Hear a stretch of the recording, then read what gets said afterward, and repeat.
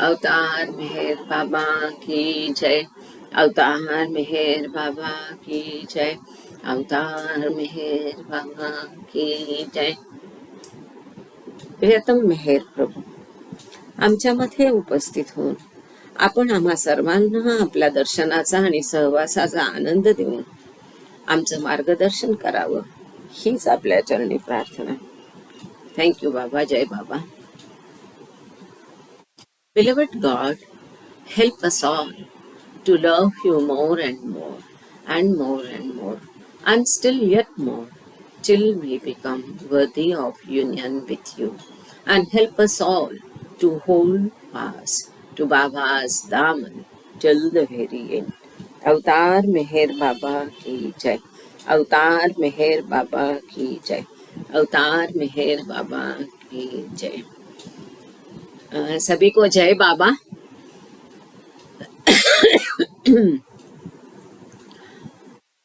The everything and nothing में पिछले बार एक बहुत महत्वपूर्ण टॉपिक हमने स्टार्ट किया था.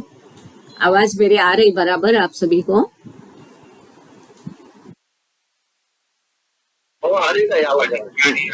Thank you. तो ये गॉड अलोन इज है, अस्तित्व है, यही ईश्वर है, वहाँ और कुछ नहीं है. तो केवल ईश्वर है, बाकी कुछ भी नहीं है. जो कुछ दिखता है वो सब भास है. जय बाबा. जय बाबा. नंदराम जी जय. जय बाबा. थैंक यू बाबा. किसकी जय बाबा? जय बाबा. नंदराम जी जय बाबा. तो इसमें गॉड अलोन इज ये हमने पूरा नहीं किया था, और इसमें कई सारे इम्पोर्टेंट पॉइंट्स बाबा ने यहाँ पर बताए थे कि जो भी अंधानुकरण है, तोते जैसा रटना है, वो सब हमको छोड़ देना है. जो ये दुनियावी मायावी दुनिया का जो ज्ञान है, इसको हम अनलर्न किए बिना, इसको हम भूले बिना हम आगे ये ईश्वरीय ज्ञान प्राप्त नहीं कर सकते हैं. तो उसकी पहली स्टेप है उसको भुला देने की, और सत्य स्वरूप का अनुभव कैसा होता है, और इनर मोस्ट सोल का क्या होता है, ऐसा. और बाबा ने कहा कि मैं दावे के साथ कहता हूँ मैं अवतार हूँ, क्योंकि वास्तव में मैं अवतार हूँ. ऐसा यह हमने देखा था. तो यहाँ पर हम इसमें थ्रू आज मैं वापस केतकी की मदद ले रही हूँ. वो बेचारी दौड़ते भागते स्कूल से आई है, तो वो इंग्लिश में मैं अभी पढ़ सकती हूँ. टेबल हो गई हूँ तो मैं शुरू करती हूँ. हाँ, वो इंग्लिश में पढ़ेगी, बाद में मैं उसका हिंदी में पढ़ के. और यहाँ पर हम शुरू कर रहे हैं. God has come again and again in various form. ये पैराग्राफ है केतकी जी, सेकेंड लास्ट पैराग्राफ है. आप चाहे तो एक पहला वाला इसको थोड़ा रिपीट कर सकते, थोड़ा जल्दबाजी में हुआ था. Through endless time God's greatest gift. Through endless time. Exactly. जय बाबा सभी को. बाबा से through endless time God's greatest gift is continuously given in silence. But when mankind becomes completely deaf to the thunder of his silence, God incarnates as man. The unlimited assumes limitation to shake Maya, drugged humanity to a consciousness of its true destiny. He uses a physical body for his universal work, to discard it in final sacrifice as soon as it has served its purpose. तो बाबा कहते हैं अनंत काल से ईश्वर की सबसे महान then जो है मनुष्य के लिए, वो सतत दी गई है मौन में, बिना उसका कुछ गाजा वाजा किए हुए. परंतु मनुष्य उसको समझता नहीं है. वो उसके प्रति बहरा हो गया है. जो ईश्वर की मौन है उसके प्रति उसको वो सुनाई नहीं देता है, उसकी मौन भाषा. इसीलिए ईश्वर को हमेशा मनुष्य के लिए जन्म लेना पड़ता है, मनुष्य के रूप में अवतरित होना पड़ता है, और अपना जो वैश्विक शरीर है, भौतिक शरीर है, उसको मानवता के लिए उसको वापरना पड़ता है, पूरा वापरता है, जब तक कि वापर के वो पूरे खत्म नहीं हो जाता है, उसके लिए ही उसको वापर करके उसको डिस्कार्ड करता है, डाल देता है। इसीलिए अनिमा ये कहती है कि टू ड्रॉप द बॉडी, हम लोगों की सामान्य मनुष्य के लिए कभी भी इस शब्द का उपयोग नहीं किया जाता है, टू ड्रॉप द बॉडी। हमने शरीर छोड़ा नहीं होता है, शरीर हमको छोड़ देता है, परंतु बाबा चूंकि अवतार है तो केवल अवतार के लिए इस शब्द का प्रयोग किया जाता है, क्योंकि उसने शरीर धारण किया होता है हमारे कार्य के लिए, हमारे लिए। इसीलिए जब कार्य खत्म होता है उस वो शरीर को वो पूरी तरह से उपयोग में लाता है, पूरा उसको उपयोग करके घिस घिस के जीर्ण शीर्ण कर देता है। जब उसमें कुछ भी नहीं बचता है तब वो शरीर छोड़ देता है, वो स्वयं उसको छोड़ देता है, ना ही शरीर अवतार को छोड़ता है। इसीलिए कोई भी मनुष्य के लिए he has drop the body शब्द का उपयोग नहीं किया जा सकता है, क्योंकि मनुष्य का शरीर उसको छोड़ देता है, किंतु अवतार स्वयं शरीर को छोड़ देता है। आगे सुनते हैं, God has come again. God has come again and again in various forms, has spoken again and again in different words and different languages, the same one truth. But how many are there that live up to it? Instead of making truth the vital breath of his life, man comprises by making over and over again a mechanical religion of it, a handy staff to lean on in times of adversity, a soothing balm for his conscience, or a tradition to be followed. Man's inability to leave God's words make a mockery of them. How many Christians follow Christ's teaching to turn the other cheek or to love thy neighbor as thyself? How many Muslims follow Muhammad's precept to hold God above everything else? How many bear the torch of righteousness at all costs? How many Buddhists live the life of pure compassion expounded by Buddha? How many Zoroastrians think truly, speak truly, act truly? God's truth cannot be ignored, because men do ignore it, tremendous adverse reaction is produced. And the world finds itself in a cauldron of suffering through hate, conflicting ideologies and war, and nature's rebellion in the form of floods, famines, earthquakes, and other disasters. Ultimately, when the tide of suffering is at its flood, God manifests anew in human form to guide mankind to the destruction of its self-created evil and re-establish it in the way of truth. यहाँ बाबा कहते हैं, ईश्वर के शब्दों पर अमल करने की मनुष्य की असमर्थता उन शब्दों को मजाक बना देती है। ईश्वर के शब्द जो है उसको हम अमल नहीं करते हैं, और जब हम उसको अमल नहीं करते हैं, अच्छा इसको हमने देख लिया है ना। God has come again and again in various forms, has spoken again and again in different words and different languages, the same one truth. But how many are there to that live up to? कि हमेशा वापस पुनः पुनः अलग अलग अनेक रूपों में ईश्वर आया है, हमारी मदद के लिए आया है। उसने विविध अलग अलग शब्दों का, अलग अलग भिन्न भाषाओं का उपयोग करके कुछ अलग बातें बताई है क्या? अब हम कभी बोलने जाते हैं तो कोई बोलते हैं अरे ये तो गीता में है, अरे ये तो वेदों में है, अरे ये तो उपनिषद में है, ये तो बाइबल में है। सही बात है, ईश्वर भी एक ही है, सत्य भी एक ही है, एक ही अंतिम सत्य है। तो एक ही ईश्वर जब विभिन्न कालों में विभिन्न रूपों में आता है तो अलग अलग शब्दों से विभिन्न भाषाओं के द्वारा वो वही एक सत्य बोलता है, वो कुछ अलग बात नहीं कहता है। ऐसा नहीं है कि बाइबल में कुछ अलग दिया है, गीता में कुछ अलग दिया है, कुरान में कुछ अलग दिया है, मेहर बाबा कुछ अलग दे रहे हैं।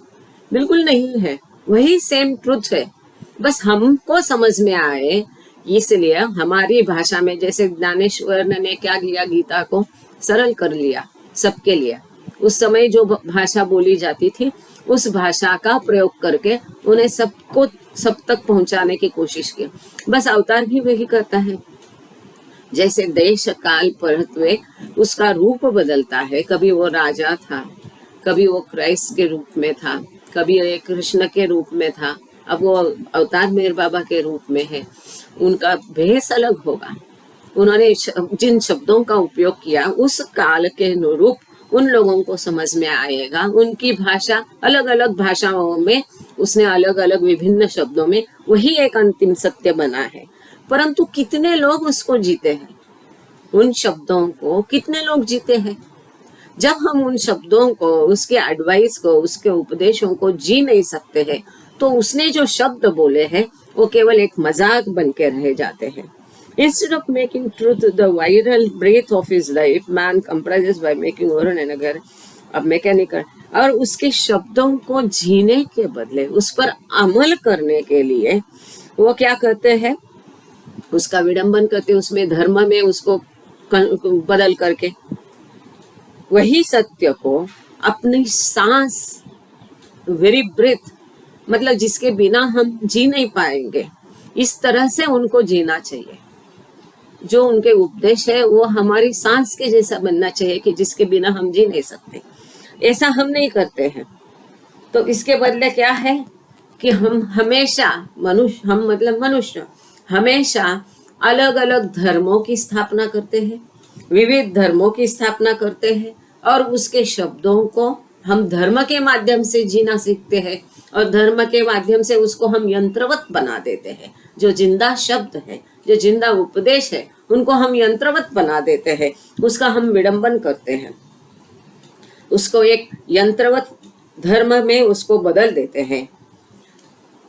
A handy staff to lean on in times of adversity, to be followed, a soothing यहाँ बहुत एक सुंदर शब्द बाबा ने यूज किया है कि एक धर्म कैसा, ऐसा धर्म कि जो हमारा सहारा बन सके, जिसके हम ऊपर हम टेक सके, जी सके, जो मुसीबत के समय एक मलहम की तरह हमारे लिए काम करे। यहाँ बहुत सुंदर शब्द यूज किया है, हैंडी स्टफ होना चाहिए वहां पर शब्द, एक्चुअली STUFF स्टफ होना चाहिए, स्टाफ गलती से हो गया किताब में। To lean on in times of adversity, मुसीबत के समय हम उसके ऊपर, एक मिनट क्या हुआ, वाईफाई नहीं है, ओ तो डाटा में चले। आप लोगों को सुनाई दे रहा है ना? कभी मुश्किल हो जाए तो बता देना। हाँ ठीक है, वो अपने आप हाँ डाटा ले लेगा, वो नहीं हो जाएगा। और मुसीबत के समय हम उसका सहारा ले सके। सूदिंग बाम, जैसा सर दर्द किया तो बाम लगाओ, कमर दर्द किया तो बाम लगाओ। हम जड़ से वो जैसे बीमारी को हटाने की कोशिश करने के बदले ऊपर ऊपर मलहम लगाते हैं, थोड़े से उसमें उस बीमारी से, उस वेदना से छुटकारा पाना चाहते हैं। बिल्कुल उसी तरह ईश्वर के उपदेशों को हम यंत्रवत धर्म में बदल देते हैं, और जिसका उपयोग हम मुसीबत के समय में एक मलहम की तरह उसका हम उपयोग करने के लिए अपने हिसाब से हम उसका मतलब निगलते हैं, अपने हिसाब से उस परंपरा को बना देते हैं, और उसी को हम ऑब्जर्व करते, फॉलो करते हैं। उसी प्रथा को, परंपरा को हम अवगत करते हैं, उसी का उपयोग करते हैं, उसका ही आचरण करते हैं, और इस तरह से जो ईश्वर के शब्द है उसका हम एक मजाक बना देते हैं, उपहास बना देते हैं। Man's inability to live God's words makes a mockery of them. केवल बाबा कहते हैं तोते की तरह पट नहीं करना है, अंधानुकरण करना नहीं है, हम कहते हैं बाबा सबसे कहते हैं, बाबा कहते हैं सबसे प्रेम करो। हम कितना लोगों से प्रेम करते हैं बिना द्वेष किए, जिसके साथ हमारे चाहे बौद्धिक मतभेद हर जगह रहेंगे, लेकिन उसको अनदेखा करके, उसको दुर्लक्षित करके, किसी ने हम पर हमारा उपहास किया तो भी हम उससे प्यार से जब बर्ताव करेंगे, तब हम कह सकते हैं कि हम बाबा के शब्दों को जी रहे हैं। तब ये जो हमारी अक्षमता है, ईश्वर के जो शब्द है उसको आचरण में लाना, वही हमारी जिंदगी बनाना, ये हमें करना चाहिए, लेकिन हम इसमें अक्षम रहते हैं। इसके कारण वो ईश्वर के जो शक्तिशाली पावरफुल वर्ड्स है उसका एक मजाक बन जाता है, उपहास बन जाता है।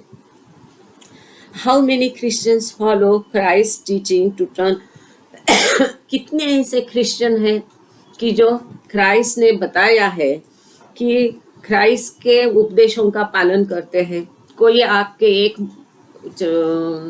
मुख में एक थप्पड़ मारो तो आप दूसरा गाल भी उसके सामने करो। आपके पड़ोसी से भी प्रेम करो।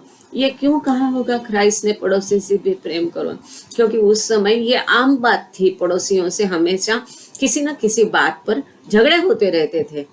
कॉमन गलियारे है, कॉमन प्लेस है, बच्चे आपस में खेलते झगड़ते हैं, महिलाएं आपस में किसी ना किसी बात पे टूट पड़ती है, या पुरुषों का भी आपसी कोई मतभेद होगा, तो उस समय में यह आम बात थी पड़ोसी से झगड़ा होने का।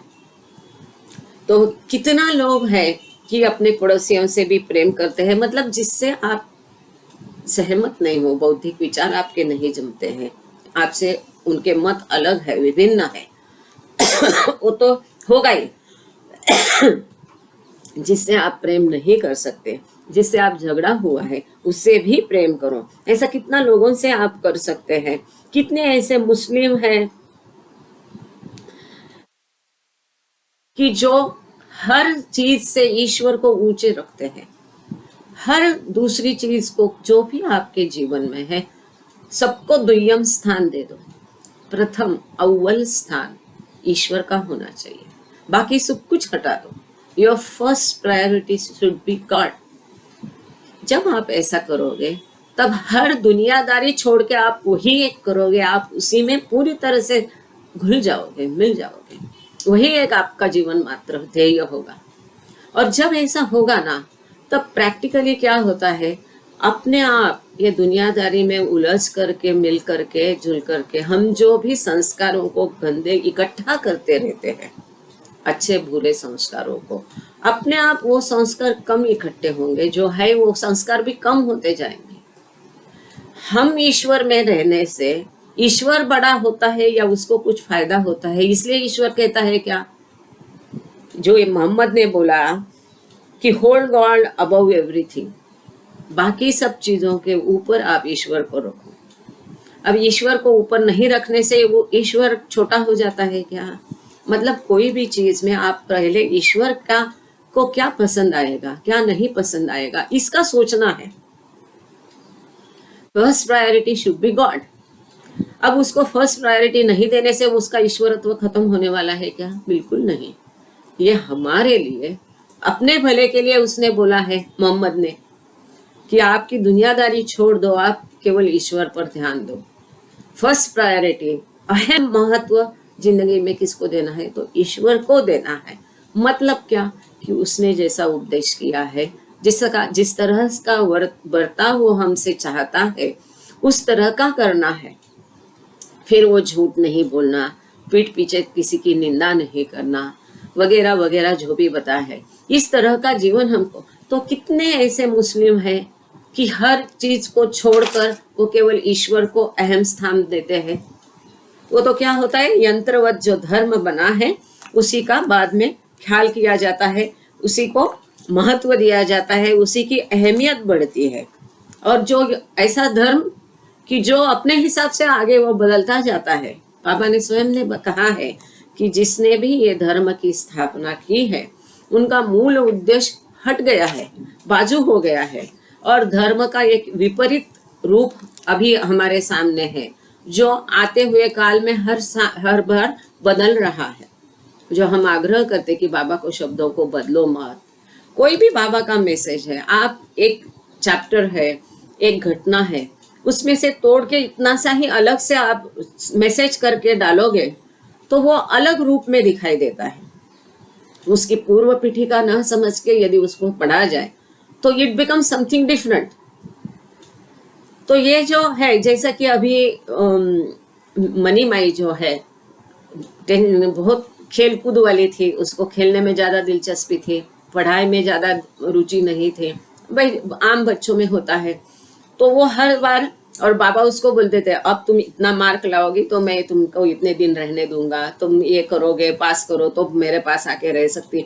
तो वो जैसे एग्जाम पास आती थी, टेंस हो जाती थी, और अपने पिताजी से, शेरियार जी से जिद लगा के बैठती थी कि मेरे लिए बोबो प्रे करो ना। वो उसने अनुभव किया कि जब बोबो प्रे करता है, शेरियार जी प्रे करते हैं, तो मुझे एग्जाम में अच्छे मार्क आते हैं। तो वो उनको जिद पकड़ के बैठती थी कि मेरे लिए बोबो प्रे करो ना। अब एक दो बार तो बोबो ने प्रे कर दिया, बट शेरियार जी थे रियली वंडरफुल। उनके लिए कोई नया शब्द ढूंढना पड़ेगा इस पर्सनालिटी के लिए। तो शेरियार जी ने एक बार उनको बोल दिया कि छोटी सी प्रेयर है और मैं तुमको वो सिखा देता हूँ, तुम बोलना, मैं तो तुम्हारे लिए प्रे करूंगा लेकिन तुमको भी स्वयं को मेरे साथ प्रे करना पड़ेगा। अब ये पूर्व पीठिका दिए बिना जब हमने वो प्रेयर दे दी कि ये प्रेयर, छोटी प्रेयर शेरियार जी ने मनीमाई को दी थी कि किसी मेरे से किसी का भी बुरा नहीं हो, नुकसान नहीं हो, ऐसा मैं बर्ताव करूंगी। छोटी सी प्रेयर पर कितना महत्वपूर्ण है। किसी का भी नुकसान नहीं, मतलब दिल से नहीं, कृति से नहीं, शब्दों से नहीं। तो जब ये हमने एक ग्रुप में डाला तो एक सज्जन ने बोला कि नहीं नहीं, ये तो प्रेयर कभी बाबा ने दी नहीं, और बाबा ने, ये प्रेयर थोड़ी है, ये तो इच्छा है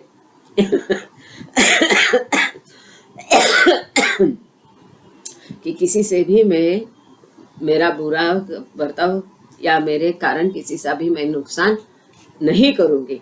तो ये बोले ये प्रेयर थोड़ी है। तो कहने का बात यह है कि जब तोड़गाड़ के ये जो धर्म है ऐसे ही हुए हैं, बाद में इसमें परिवर्तन हो के ये कुछ अलग बना है, ऐसा बाबा ने बोला है। तो यहाँ coming back to the point, बाबा कहते हैं कि कितने ऐसे मुस्लिम हैं कि जो जीवन में केवल ईश्वर को ही प्रथम स्थान पर रखते अहमियत देते हैं। वो वैसा करेंगे तो जिस प्रकार का जीवन आचरण उनसे ईश्वर ने चाहा है वैसा आचरण करेंगे, परंतु ऐसे बहुत कम होते हैं। How many Hindus bear the torch of righteousness at all cost. सत्य, सत्य का प्रकाश, किसी भी कीमत पर सत्य का प्रकाश। कितने हिंदू उसका आचरण करते हैं। How many Buddhist live the life of pure compassion expounded by Buddha. Buddha ने जिस प्रकार के बताया है कि शुद्ध कंपैशन दया, अहिंसा है। बौद्ध धर्म का आचरण स्वीकार तो करते हैं और धड़ाधड़ नॉनवेज खाते हैं। कहाँ गया है अहिंसा तत्व। तो कितने ऐसे बुद्धिस्ट है जो बुद्ध के उपदेश पर चलते हैं। How many Zoroastrians think truly, speak truly and act truly. यहाँ पर एक्चुअली यहाँ बाबा ने दिया है कि सही विचार करो, सही शब्द बोलो और सही क्रिया करो।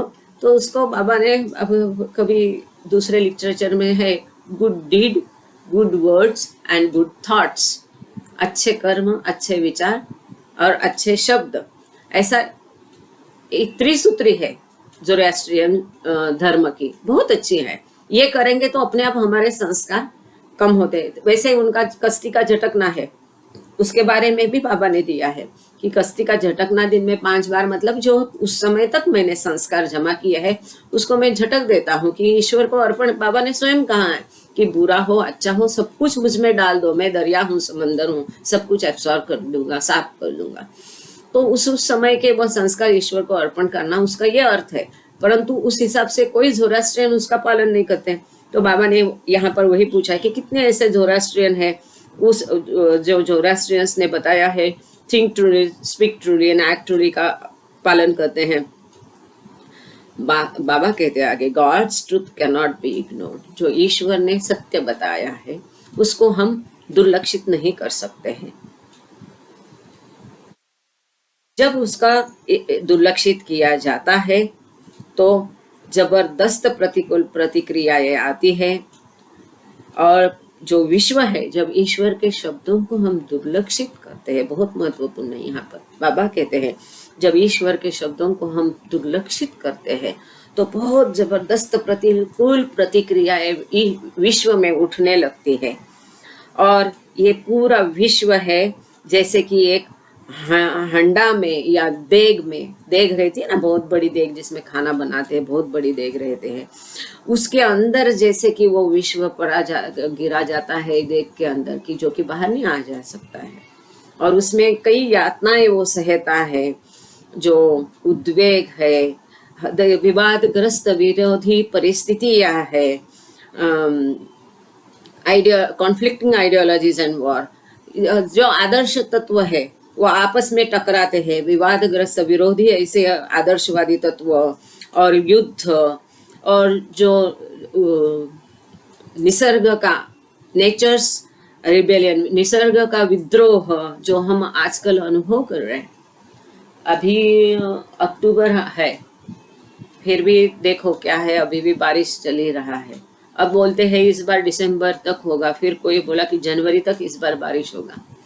ये जो हम विद्रोह देख रहे हैं, ये निसर्ग का विद्रोह है।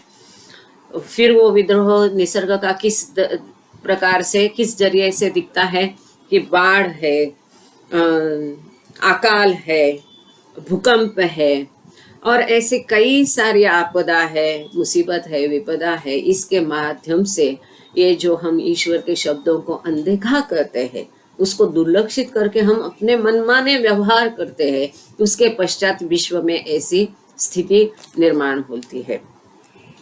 And ultimately when the tide of suffering is at, और जब ये जो यातनाएं है वो बहुत उसके ऊंचाई तक, परम सीमा तक पहुंचती है, जो ये बाढ़ है, ये सारी मुसीबतें जब उसकी परम सीमा पर पहुंच जाती है, तब ईश्वर वापस मनुष्य का देह लेकर, उसका रूप लेकर, उसे मनुष्य को वापस मार्गदर्शन करने के लिए, और ये जो उसमें दुष्ट प्रवृत्तियां हैं, इस दुष्ट प्रवृत्तियों को नष्ट करने के लिए, और उसमें पुनश्च एक बार सत्य को प्रतिष्ठापित करने के लिए ईश्वर पुनः मनुष्य देह धारण करके उसमें आता है। वास्तव में वो ईश्वर जो बहुत कंपैशनेट है, दयालु है, बार बार मनुष्य रूप लेके हमारे बीच में आके हमको मार्गदर्शन करता है, बचाता है, पर हम ही है जो उसके शब्दों को, उसके तत्वों को अनदेखा करते हैं, हमारे आचरण में लाते नहीं। एक बार, क्योंकि मैं इसको कोरिलेट नहीं कर पाई थी, तो एक बार भाऊजी के यहाँ से उसको लगातार मैं इसलिए पढ़ रही क्योंकि कोई मुद्दा कहीं छूट न गया हो। ईश्वर के शब्दों पर अमल करने की मनुष्य की असमर्थता उन शब्दों का मजाक बना देती है। कितने ईसाई ईसा मसीह के इस उपदेश का पालन करते हैं कि एक गाल में चाटा मारने वाले की ओर अपना दूसरा गाल कर दो, अथवा अपने पड़ोसी से वैसा ही प्यार करो जैसा तुम खुद अपने से करते हो। कितने मुसलमान हजरत मोहम्मद के इस उपदेश पर अमल करते हैं कि खुदा को हर चीज से ऊपर मानो। कितने हिंदू सदाचार की ज्योति हर कीमत पर ऊंची रखते हैं। कितने बौद्ध, ये सदाचार में सब कुछ आ गया। कितने बौद्ध बुद्ध द्वारा समझाया गया विशुद्ध दया का जीवन आचरित करते हैं। जरतुश्त के कितने अनुयायी पवित्र विचार करते हैं, पवित्र वचन बोलते हैं, पवित्र कर्म करते हैं। ईश्वर की सत्यता की अवहेलना या ईश्वर के शब्दों को, सत्यता को दुर्लक्षित नहीं किया जा सकता, क्योंकि मनुष्य उसकी अवहेलना करते ही है। इसलिए एक भीषण प्रतिकूल प्रतिक्रिया पैदा होती है और दुनिया अपने को घृणा, प्रतिकूल विचारधाराओं, युद्ध के कारणों तथा जल की बाढ़ों, अकालों, भूचालों व अन्य आपत्तियों के रूप में प्रकृति के विद्रोह के कारण अपने को यातना की कड़ाही में पड़ा हुआ पाती है। अंत में जब यातना की बाढ़ चरम सीमा पर पहुंच जाती है, तब ईश्वर मानव जाति को उसकी खुद पैदा की हुई बुराइयों के नाश के लिए मार्ग दिखाने के हेतु तथा उसे सत्य पथ में पुनः स्थापित करने के लिए फिर से मानव रूप में प्रकट होता है।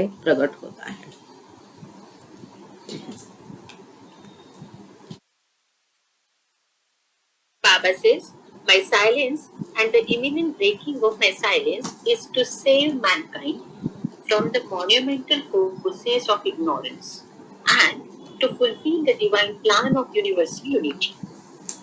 The breaking of my silence will reveal to man the universal oneness of God, which will bring about the universal brotherhood of man. My silence had to be. The breaking of my silence has to be. So, बाबा कहते हैं मेरा मौन और निकट भविष्य में मेरे मौन का खुलना मानव जाति को अज्ञान की प्रबल शक्तियों से बचाने तथा विश्वव्यापी एकता की दैवी योजना को पूरा करने के लिए है। अब हम सोचते हैं कि बाबा ने जब बोला कि मैं वो एक शब्द कहूंगा तो पूरी दुनिया बदल जाती है, तो यहाँ बाबा ने स्वयं उसको उजागर किया है कि उनके बोलने के पश्चात क्या होगा। जो दैवी योजना है वो पूरी हो जाएगी।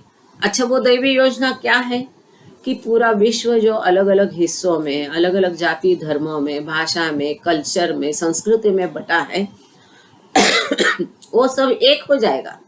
उसमें समान भाव पैदा होगा, ब्रदरहुड पैदा होगा। ये जो भावना होगी, इस तरह का विश्व बनाने का दैवी प्लान है। मेरा मौन खुलने से मनुष्य के सामने ईश्वर की विश्वव्यापी एकता का प्रगटीकरण होगा, जो हम हमेशा देखते। बाबा ने हर जगह बताया है कि आत्मा एक ही है, अविभाज्य है, वो दुभाजी नहीं जाती, विभाजित नहीं की जा सकती है, वो खंडित नहीं हो सकती, वो अमर है। तो इसीलिए हम सब अलग नहीं है, पृथक नहीं है। हमेशा बाबा कहते कि पृथकत्व को टालो, त्याग दो, अलगत्व नहीं रखो, एक समान भाव रखो। तो ये जो एक समानता है, एकता है, ये विश्वव्यापी इसका प्रगटीकरण तब होगा जब बाबा मौन खोलेंगे, जिससे मनुष्य में विश्वव्यापी भाईचारा आ जाएगा। मेरा मौन धारण होना ही था, ये भी तय था कि मौन पकड़ेंगे, मौन धारण होना बाबा का तय था, ये निश्चित था, सुनिश्चित था। मेरा मौन खुलना ही है, जल्दी ही। अब बाबा ये भी कह रहे कि जल्द ही मेरा मौन खुलेगा। अब आप लोग सोचते होंगे कि बाबा ने हमेशा कहा कि मैं खोलूंगा, जल्दी खुलेगा, ये भाईचारा पैदा होगा, ये एकता होगी, वो कब होगी? अब मुझे व्यक्तिशः यहाँ पर ये लगता है कि ये ईश्वर की भाषा है। ये जो बाबा ने बताया है सुन, ये ईश्वर की भाषा है, उनकी गिनती में है। अब जैसे कि लोगों का जो गिनती है, बोलते हैं ना कि एक दिन मतलब हमारे इतने खरब अरब वर्ष है, ब्रह्म का एक दिन मतलब ईश्वर का एक दिन मतलब हमारे इतने वर्षों है, ऐसा सब जो कहा जाता है।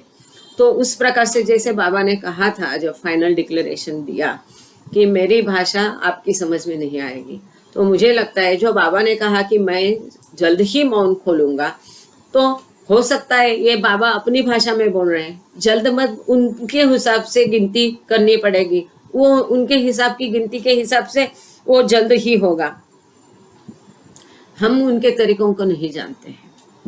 या जैसे अभी पढ़ने में आया कि भाऊजी बोले कि बाबा ने कुछ कहा, एरिच काका बोल रहे हैं कि अंत्य में बाबा के मुख से कुछ शब्द निकला, या हम आप जैसों को स्वप्न पढ़ते हैं, उसमें हम बाबा को सुनते हैं। तो पता नहीं ये एक बहुत गहन और हमारे आकलन के परे विषय है बाबा का मौन खोलना। जब बाबा वो मौन खोलेंगे तो विश्व में ये एकता उत्पन्न होगी, ये भाईचारा उत्पन्न होगा। हम आगे चलते हैं, आगे का लेक्चर 45 नंबर अपहेवल। Upheaval. एक मिनिट When an atom ऐक ना is Ketaki, split hello, and infinite. Hello. थोडस म्हणजे मग रेकॉर्डिंगला प्रॉब्लेम येत नाही, थोडा उंची आवाज मी मागापासून सांगेल म्हणत होते. 45th. अच्छा, 45th topic. Upheaval. When an atom is split, an infinite amount of energy is released. Similarly, when my silence is broken and I utter the word, infinite wisdom will be released. Baba says, when an atom bomb strikes the earth, it causes vast devastation. Similarly, when the word I utter strikes the universe, there will be a great material destruction. But there will also take place a tremendous spiritual upheaval. यहाँ पर एक छोटा सा बहुत परंतु बहुत महत्वपूर्ण lecture बाबा ने दिया है। अपहेवल मतलब विप्लव या उथल पुथल। जैसा बाबा कहते हैं कि एक एटम है, अणु है, उसमें अनंत ऊर्जा भरी होती है, और जब ये अणु फूटता है, उसका विभाजन होता है, तो उसके अंदर की जो एनर्जी है, ऊर्जा है, वह मुक्त होती है, वो बाहर निकल आती है। अणुबम का उदाहरण है आपके सामने, जैसे अणुबम जैसा। तो इसी प्रकार बाबा कहते हैं जब मैं मौन खोलूंगा तब ये जो मैं एक शब्द बोलूंगा तब अनंत प्रज्ञा, विस्डम बाबा ने यहाँ कहा है, ये बाहर आएगा, रिलीज हो जाएगा, रिहाई होगी उसकी। हम जानते हैं कि मौन में कितनी ताकत है। हम बोलते हैं तो बहुत सारी ऊर्जा उसमें हमारी खर्च होती है। और ये आपको महात्मा गांधी का भी विस्फोट किसके लिए? सुनीता दीदी कुछ कहना चाह रही। जय बाबा। सुनीता देवी, सुनीता हाँ, एटम का एटम एटम एटम का जब विस्फोट होगा, हाँ, अणु का विस्फोट होगा तब। थैंक यू सुनीता दीदी। तो उस प्रकार बाबा कहते हैं कि जब वो अणु का विस्फोट होगा तो उसमें से कई सारी ऊर्जा प्रसारित होगी। उसी तरह मैं जब मौन खोलूंगा तो उसमें से बहुत सारी ऊर्जा, विस्डम रिहाई होगा। और हम जानते हैं कि एक सामान्य मनुष्य भी, आप एक दिन मौन रखते हैं, आपको कैसा लगता है? कितनी सारी आपकी ऊर्जा बच जाती है उस दिन में, उसका प्रभाव कितना होता है। जब ये स्वयं अवतार है और इतने वर्षों 45 बरस उन्होंने मौन धारण किया है, तो कितना सारी ऊर्जा उसमें होगी। और जब वो होगा तो क्या होगा? तो बाबा कहते हैं जब एक एटम बम स्ट्राइक्स, जब एक अणु बम पृथ्वी पर गिरता है तो बहुत बड़ा विनाश होता है। उसी प्रकार जब मैं वो शब्द बोलूंगा, वो विश्व के ऊपर उसको गिरेगा, स्ट्राइक्स, हिट करेगा। There will be a great material destruction. जब मैं वो शब्द बोलूंगा तब, क्योंकि इतने वर्षों की उनकी तपस्या है, उन्होंने मौन रखा है, तो इतनी सारी ऊर्जा, ऑलरेडी ईश्वर है, स्वयं ऊर्जा ही है। और जब वो मौन किया हुआ अवतार, उसमें से वो जो एक शब्द बोलेगा तो उसमें से कितनी ऊर्जा बाहर आएगी, कितनी सारी विजडम बाबा ने यहाँ शब्द उपयोग किया है। उसको आप प्रज्ञा बोलो, बुद्धि बोलो, ये रिहाई होगी उसकी। और जब ये विश्व के ऊपर गिरेगा, विश्व जब उसको सुनेगा, तब बहुत सारा भौतिक विनाश होगा और बहुत सारी आध्यात्मिक, भयंकर, ट्रेमेंडस, बहुत सारी आध्यात्मिक उथल पुथल होगी। भौतिक विनाश करना उनका मकसद है, उनका उद्देश्य नहीं। उनको तो आध्यात्मिक पुश देना है, बढ़ावा देना है। तो बाबा कहते जब मैं वो शब्दों का शब्द बोलूंगा तो बहुत सारी आध्यात्मिक उथल पुथल होगी। मतलब जो आध्यात्मिक पथ पर नहीं है वो आ जाएंगे, जो ऑलरेडी पथ पर है वो आगे बढ़े जाएंगे, जो आगे बढ़े हैं उनको ईश्वरी साक्षात्कार होगा। और जैसा बाबा ने कहा है कि दूसरे ग्रहों पर भी मानव है परंतु वहां पर गॉड रियलाइजेशन नहीं होता है, तो वो सारे लोग बहुत सारे पृथ्वी पर आ सकते हैं। क्या हो सकता है हम उनका केवल अंदाजा लगा सकते हैं। जब अणु फटता है तब उससे अपार मात्रा में शक्ति बाहर आती है। इसी प्रकार जब मेरा मौन खुलेगा और मैं शब्द का उच्चारण करूंगा तब अनंत ज्ञान प्रसारित होगा, बहुत सारा ज्ञान प्रसारित होगा। जब अणुबम पृथ्वी पर गिरता है तब उससे भारी विनाश होता है। इसी प्रकार जब वह शब्द जिसका उच्चारण मैं करूंगा सृष्टि से टकराएगा, ये अच्छा शब्द है, हिट द, वह जब शब्द सृष्टि से टकराएगा तो उससे बहुत भौतिक विनाश होगा, परंतु उसके साथ ही प्रचंड आध्यात्मिक विप्लव अर्थात उथल पुथल भी होगी या विप्लव होगा। आगे चलते हैं 46 नंबर। केतकी जय बाबा। Next, 46th, the remembered and forgotten one. Baba says, I was Rama, I was Krishna, I was this one, I was that one, and now I am Meher Baba. In this form of flesh and blood, I am the same ancient one who alone is eternally worshipped and ignored, ever remembered and forgotten. I am that ancient one whose past is worshipped and remembered, whose present is ignored and forgotten, and whose future is anticipated with great fervor and longing. एक बहुत सुंदर छोटा सा ये discourse लेकिन बहुत महत्वपूर्ण है, अहम है कि इसका हेडिंग है स्मरण किया गया और भुलाया गया। बाबा कहते हैं कि मैं ही राम था, मैं ही कृष्ण था, मैं ये था, मैं वो था, अब मैं मेहर बाबा हूँ। ये मेरे खून और मज्जा तंतु कैसे बना जो मैं हूँ, ये जो मेरा रूप है, इसमें मैं वही पुरातन पुरुष हूँ, जो वही एक इकलौता, एक अलोन, वही इकलौता है कि जिसकी अनंत काल से हमेशा से जिसकी पूजा की जाती है और उसको भुलाया भी जाता है, दुर्लक्षित भी किया जाता है, वो हमेशा याद भी किया जाता है और हमेशा उसको भुलाया भी जाता है। बाबा ने कहा है था एक जगह कि जिसका वर्तमान हमेशा दुर्लक्षित होता है। कोई भी अवतार काल आप देखिए, कृष्ण को माखन चोर कहते थे, क्राइस्ट को अवतार करके नहीं एक्सेप्ट किया बल्कि सूली चढ़ाया, पैगंबर या राम जो है उनको वनवास भेजा। जो भी अवतार काल में उसको अवतार करके पहचानने वाले बहुत कम होते हैं, क्योंकि उतनी हमारी क्षमता नहीं होती है उनको अवतार करके जानने की, पहचानने की। यदि थोड़े हम जैसे अगर पहचानते हैं, हम आप जैसे, तो वो उसकी दया है, उसकी कृपा है, उसकी वो देन है, उसके गिफ्ट के कारण वो कन्विक्शन, वो जो दृढ़ विश्वास हमारे में होता है वो उसकी देन होती है, उसके कारण हमें वो होता है। परंतु इन जनरल ज्यादातर सब लोग क्या करते हैं, उसको दुर्लक्षित करते हैं।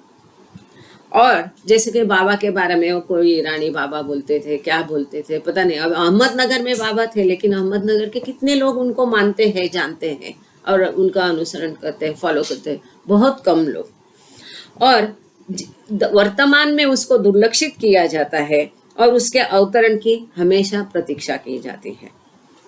अब इसको हम यहाँ से पढ़ेंगे। मैं राम था, मैं कृष्ण था, मैं यह था, मैं वह था, और अब मैं मेहर बाबा हूँ। मैं इस मांस मज्जा के शरीर में वही आदि पुरुष हूँ जिस एकमेव की पूजा एवं उपेक्षा सनातन काल से की जाती है, जो सदैव याद किया जाता है और भुलाया जाता है। आगे बाबा कहते हैं, आई एम दैट एंशिएंट, मैं वह आदि पुरुष हूँ। एक ही है ना, क्योंकि प्रथमावतार बाबा ने कहा था गणेश है, वही वापस वापस अलग रूप लेकर के अलग काल में, अलग देश में, अलग रूप में आता है। सो इसीलिए मैं वह आदि पुरुष हूँ जिसके बीते हुए अवतरण की पूजा और याद की जाती है। जो अभी लोग हैं राम को भजते हैं, पूजते हैं, कृष्ण जिसको माखन चोर करके कहा है, अब उसकी पूजा कर रहे, मंदिर जा रहे, लेकिन जब वो कृष्ण का अवतार काल में था तब उसको कितना लोगों ने पूजा? बहुत कम ने, ना ही के बराबर में। तो ये जो बाबा कह रहे हैं ये बिल्कुल सही है कि जिसके अवतरण की पूजा और याद की जाती है, पहले वाले उसके रूपों की याद की जाती है, उसको पूजा जाता है। कई लोग बाबा प्रेमी, कई बाबा प्रेमी उसके लिए एक शब्द यूज करते हैं, एक्सपायर्ड मेडिसिन बोलते हैं उसकी एक्सपायरी डेट हो चुकी है। पर खैर हमको वो नहीं कहना है। तो बाबा यहाँ ये कह रहे हैं कि मैं वही आदि पुरुष हूँ, जो प्रथम अवतार है वही गणेश है, वही वापस मनुष्य रूप ले करके अलग देश में, अलग रूप में अवतार करके वही ईश्वर आता है, वो एक ही है। लेकिन वो क्या होता है, जब वो अवतरित होता है तो उसको दुर्लक्षित किया जाता है और उसका जो पिछला अवतार है उसको याद किया जाता है, उसकी पूजा की जाती है, और जिसका वर्तमान अवतरण अस्वीकार किया जाता है। उसके एग्जिस्टिंग ये अवतार को, ईश्वर के प्रेजेंट अवतार को वो दुर्लक्ष्य करते हैं, उसको स्वीकृत नहीं करते, क्योंकि वो पहचानने की क्षमता उनमें नहीं है और भुलाया जाता है। जिसका वर्तमान अवतरण अस्वीकार किया जाता है और भुलाया जाता है, और जिसके आगामी अवतरण की राह महान उत्साह एवं उत्कंठा के साथ देखी जाती है। इतना ही नहीं कि केवल एग्जिस्टिंग अवतार जैसे कृष्ण है, क्राइस्ट है, मोहम्मद है, राम है, कृष्ण है, मेहर बाबा है, केवल इतना नहीं कि उनको वर्तमान में दुर्लक्षित किया जाता है, परंतु अब जब जैसे बाबा ने कहा है कि हर 700 से या तो 1400 साल में एक बार ईश्वर अवतरित होता है, तो ये क्राइस्ट ने भी कहा। तो जिसके अगले अवतरण की महान प्रतीक्षा की जाती है, बहुत उत्सुकता उसके बारे में दिखाई जाती है, उसके पीछे अवतरण को पूजा जाता है, उसको स्मरण किया जाता है, लेकिन उसका जो प्रेजेंट अवतार है, अभी का वर्तमान का अवतार है, अवतार काल है, उसको तो हमेशा दुर्लक्षित किया जाता है। हर अवतार के साथ यही हुआ है। यहाँ पर ये 46 नंबर खत्म हुआ। अब आगे चलते हैं 47, the question and it's answer.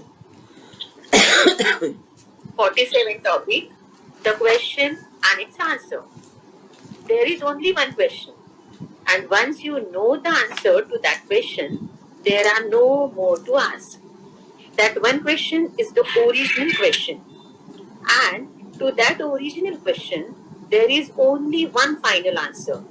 But between the question and its answer, there are innumerable false answers. Out of the depths of unbroken infinity arose the question, who am I?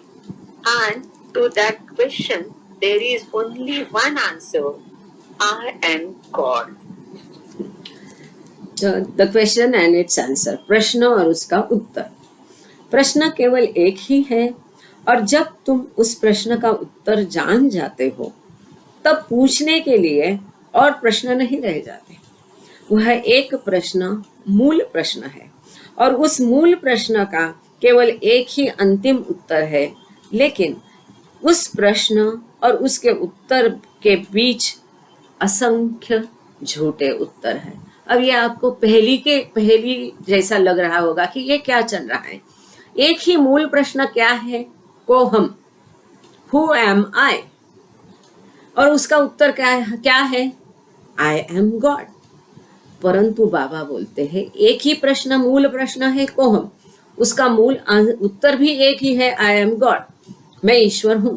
परंतु ये दोनों के बीच में असंख्य झूठे प्रश्न और झूठे उत्तर है, जैसे कि मैं मेहर कृपा हूँ, मैं केतकी हूँ, मैं सुनीता दीदी हूँ। ऐसे कई सारे झूठे प्रश्न है। मतलब जो बीच का काल है, भाषमयता है, जो ये संसार की गतिविधियां चल रही हैं, उसमें जो प्रश्न और उत्तर उठते हैं, ये सारे झूठ है।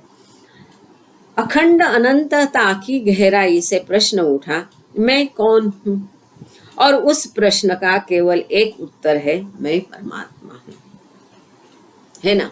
आगे कीर्ति।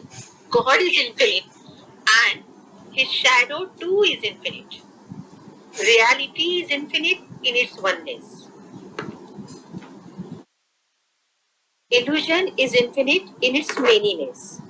The one question arising from the oneness of the infinite wanders through an infinite maze of answers, which are distorted echoes of itself resounding from the hollow forms of infinite nothingness.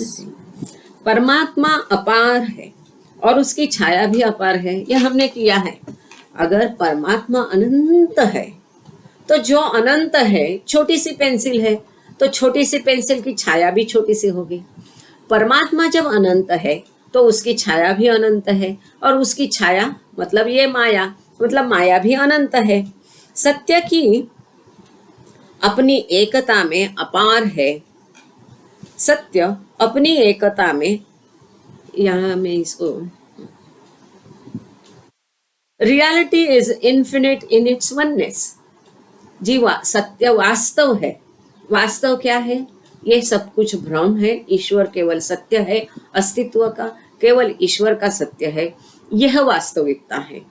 तो यह वास्तविकता कैसी है? अनंत है। परंतु कैसे अनंत है? उसकी एकता में वो वास्तविकता अनंत है।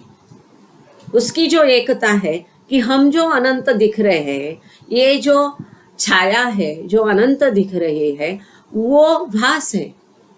परंतु ये भास में भी हम सब अलग दिख रहे हैं, लेकिन हम अलग नहीं, एक है। तो ये जो रियलिटी है, वास्तविकता है, उसकी एकता में वो अनंत है। ठीक है ना। वास्तविकता उसकी एकता में, वननेस में अनंत है। Illusion is infinite in its manyness. और जो भास है, माया जो है, वो भी अनंत है। परंतु कैसे अनंत है? अगणित में वो अनंत है, बहुत में, मेनीनेस में वो अनंत है।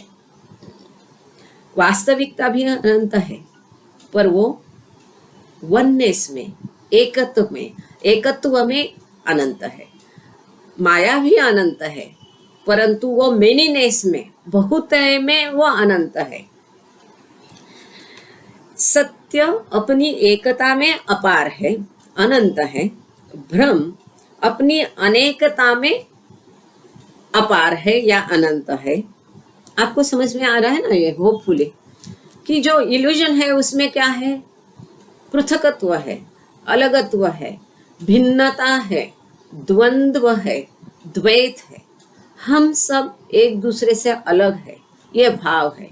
परंतु ये अनंत है, ये द्वैत भी, ये भिन्नत्व भी अनंत है। तो इल्यूजन भी अनंत है, परंतु ये भिन्नत्व में वो इल्यूजन अनंत है। परंतु एकत्व जो है, वास्तविकता है, वहां वो एकत्व में वो अनंत है। एक प्रश्न जो अपार परमात्मा की एकता से उत्पन्न हुआ है, उत्तरों की अपार भूल भुलैयों में से होकर गुजरता है। वे उत्तर खुद उसी प्रश्न की विकृत प्रतिध्वनियां हैं, जो अपार शून्यता के खोखले रूपों से प्रतिध्वनित होती है। ऐसा क्यों कहा है? क्योंकि को हम जब उन्होंने पूछा तो मैं ईश्वर हूं, परंतु उसका उत्तर तुरंत मिल गया क्या? नहीं। उसको कई सारी भूमिकाओं में से, कई सारी योनियों में से, उत्क्रांति के मार्ग में से, लाखों करोड़ों जन्मों से, युगों से गुजरना पड़ा वो आत्मा को। अब ये जो लाखों करोड़ों जन्म थे, उनमें से जो ध्वनि आई, उसके बारे में यहाँ पर कहा गया है कि ये जो है उसकी इको है, प्रतिध्वनि है, लेकिन वो प्रतिध्वनि खोखली है, शून्यता में से आई है। शून्यता क्यों? क्योंकि ये विश्व भास है, वास्तव नहीं है। इसलिए वो भास में से जो आई वो प्रतिध्वनि भी खोखली है। आगे कीर्ति। there is only one original question and one original answer to it. Between the original question and the original answer, there are innumerable false answers. These false answers, such as I'm stone, I'm bird, I'm animal, I'm man, I'm woman, I'm great, I'm small, are received, tested, and discarded until the question arrives at the right and final answer, I'm God. केवल एक ही मूल प्रश्न है और उसका एक ही मूल उत्तर है। मूल प्रश्न और मूल उत्तर के बीच में असंख्य झूठे उत्तर है। ये झूठे उत्तर कैसे हैं? जैसे मैं पत्थर हूँ, मैं पंछी हूँ, जानवर हूँ, पुरुष हूँ, स्त्री हूँ, मैं महान हूँ, मैं छोटा हूँ, ऐसे पारी पारी से प्राप्त होते हैं, जांचे जाते हैं और त्याग दिए जाते हैं। हम जब जानवर थे तब हम कहते थे कि मैं जानवर हूँ, मैं सिंह हूँ, मैं बाघ हूँ। अब जब हम मनुष्य बन गए हम कहते मैं मनुष्य हूँ, मैं स्त्री हूँ। अब जब हम पुरुष जन्म लेंगे हम बोलेंगे मैं पुरुष हूँ। ये जो है वो त्यागे जाते हैं, वापस वापस उसको बदले जाते हैं, जब तक कि प्रश्न को सही और अंतिम उत्तर मैं परमात्मा हूँ नहीं मिल जाता। जब तक ये सही उत्तर है, कोहम का एक ही सही उत्तर है, मैं ईश्वर हूँ, परंतु हम ये उत्तर नहीं देते हैं। हम जैसा हमारा भेष है, रूप है, हमारा जो उत्क्रांति के स्थान पर हमारा स्थान है, पत्थर है, पंछी है, हम वही कहते कि मैं पत्थर हूँ, मैं मंदिर का पत्थर हूँ या सीढ़ी का पत्थर हूँ, मैं कौवा हूँ या कबूतर हूँ। तो जब तक मैं परमात्मा नहीं हूँ ये सही उत्तर नहीं आता है, तब तक यही असंख्य झूठे उत्तर मिलते जाते हैं। बहुत इंटरेस्टिंग था। आगे चलते हैं। परसेंटेज ये मैं पढ़ लेती हूँ क्योंकि इसमें थोड़ा इक्वल टू इक्वल, हाँ मैं बोल देती हूँ। अभी आगे 48 नंबर का एक चैप्टर है, उसका हेडिंग है परसेंटेजेस, है प्रतिशत, इतना परसेंट, 100%, 50%, ये जो होता है ना। तो बाबा ने एक बड़ा सुंदर के आप उसको थोड़ा सा, आपको इसलिए रिहाई किया गया ताकि आप उसको थोड़ा इसका स्क्रीन प्रेजेंटेशन कर सकते हैं क्या? सॉरी 11th आवर होगा, अगर पॉसिबल है, मुमकिन है तो, नहीं तो यहाँ से देख लीजिए आप सब लोग। हाँ हो सकता है, हाँ हो सकता है। हाँ please please, that's the spirit, thank you dear. तो देख रहे हैं आप, बाबा ने बहुत सुंदर, बाबा की अपनी स्टाइल जो थी, ये इसमें ये दिया है एक छोटा बहुत महत्वपूर्ण ये थैंक यू, ये बहुत सुंदर पर बहुत महत्वपूर्ण, इतना 4 लाइन का ये है, आप देख सकते हैं। और इसमें बाबा ने सारा अध्यात्म समा दिया है ये 4 लाइन में।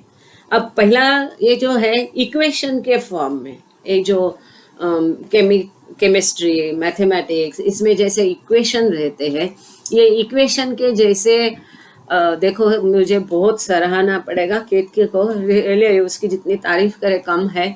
वो होस्ट भी है, लिंक भी लिया है, सबको एंट्री भी दे रही है, वो पढ़ भी रही है और स्क्रीन शेयर भी किया है उन्होंने आप लोगों के लिए। देख लेना एक बार उसको, यहाँ रिकॉर्डिंग वाले के लिए मैं ये दिखा रही हूँ लेकिन वो उल्टा दिखाई देगा। खैर, तो यहाँ पर इक्वेशन के फॉर्म में बाबा ने पूरा अध्यात्म इसमें समा दिया है। 4 भूमिकाएं हैं, अन्न भूमिका, प्राण भूमिका, मन भूमिका, विज्ञान भूमिका।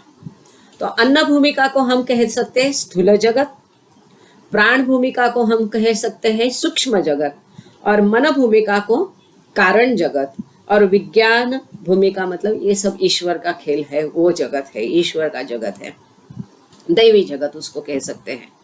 अब अन्न भूमिका या स्थूल जगत में क्या है, उसमें बाबा ने दिया है 100% ईश्वर है, 100% गॉड, और डिविनिटी कितनी है इसके प्रोपोर्शन में इज इक्वल इज टू, जो कह सकते ना डिवाइडेड बाय, इसको भाजा है किसमें, 1% केवल इसमें डिविनिटी है। जो स्थूल जगत में है इसमें सभी, ये स्थूल जगत है, सूक्ष्म जगत है, मनोजगत है, विज्ञान जगत है, सब में ईश्वर 100% है, 100% ईश्वर है, सब में ईश्वर है, क्योंकि हम सब में ईश्वर है। इसी में बाबा ने कहा हर चीज में और हर प्राणी मात्र में मैं हूँ, ईश्वर है।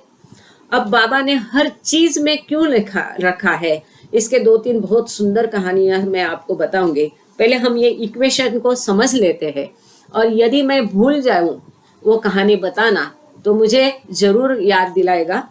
तो यहाँ हम देख लेते हैं कि चारों जगत में ईश्वर 100% है, परंतु स्थूल जगत में दैवी दिव्यता, देवत्व जो है, डिविनिटी, देवत्व, वो केवल 1% होता है, देवत्व नहीं रहता है। वो क्या है? Inclination towards the self. इसके कारण क्या होता है?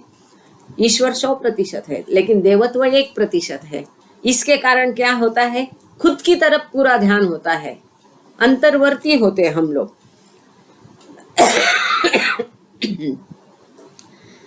आत्मा का झुकाव स्वयं की ओर ज्यादा होता है, रादर आत्मा का झुकाव पूरा स्वयं की तरफ ही होता है।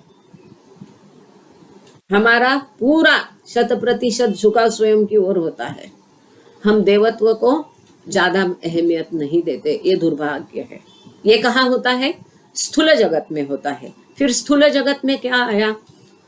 पत्थर, धातु, कीड़े मकोड़े, पंछी, जलचर, प्राणी सब और मनुष्य, सब कुछ आए।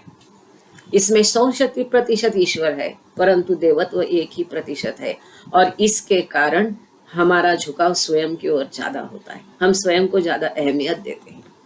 अब जो सूक्ष्म जगत है, हमको पता है, हम सब बाबा के लिटरेचर में पढ़ते आ रहे हैं कि जब हम आध्यात्म पथ पर चल पड़ते हैं और धीरे धीरे हम आत्मा का विकास होता है, तब हम 7 भूमिका पार करके, जैसे हमने देखा है कि आत्मा जो है 7 भूमिका उतर करके वो जीवात्मा बना है। अब 7 भूमिका पार करके वो वापस परमात्मा बनेगा। तो ये जो सप्त भूमिका में पहली भूमिका में उसका स्थूल जगत छूटना प्रारंभ होता है और वो सूक्ष्म जगत में आत्मा प्रवेश करता है साधक। तो पहले, दूसरी और तीसरी में वापस वो सूक्ष्म जगत से मनोजगत में जाना शुरू करता है, परंतु पहली, दूसरी, तीसरी भूमिकाओं में वो सूक्ष्म जगत में साधक रहता है।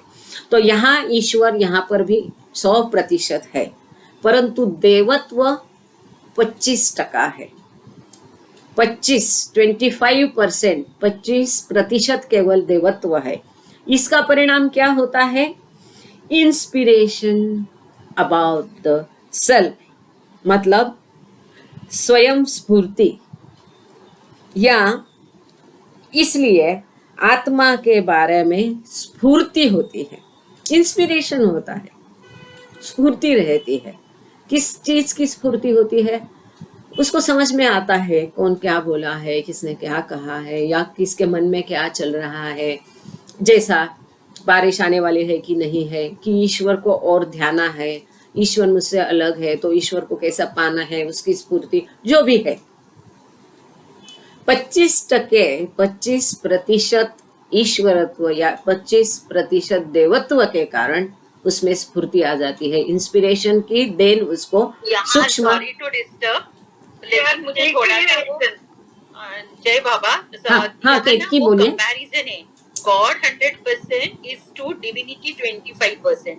तुलनात्मक इसमें परसेंटेज के इसमें दिया है, वो मैथमेटिकल सेंटेंस है कि गॉड 100% इन मनोभूमिका as compare to divinity 50%, and only in Vijnana Bhumika 100:100. We will come to that point. इसमें इक्वेशन से भी। हाँ सुनीता दीदी, आप कुछ कहना चाह रहे हैं, आप बोलिए। इंक्लिनेशन है, इंस्पिरेशन नहीं। Inclination, thank you. हाँ, केतकी आपको थोड़ा मैं करेक्ट करना चाहूंगी, सॉरी। ये ऐसा नहीं है, इसको समझने की हम कोशिश करते हैं।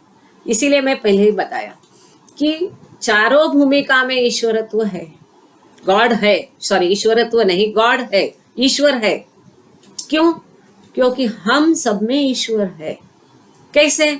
हम परमात्मा से आत्मा निकले हैं, वो जो बहुत बड़ा समंदर है उसमें से हम बबूले हैं, या ये ईश्वर को जैसा हम बहुत बड़ी ऊर्जा मानते हैं, तो वो छोटी सी कम मात्रा में ऊर्जा सब में है।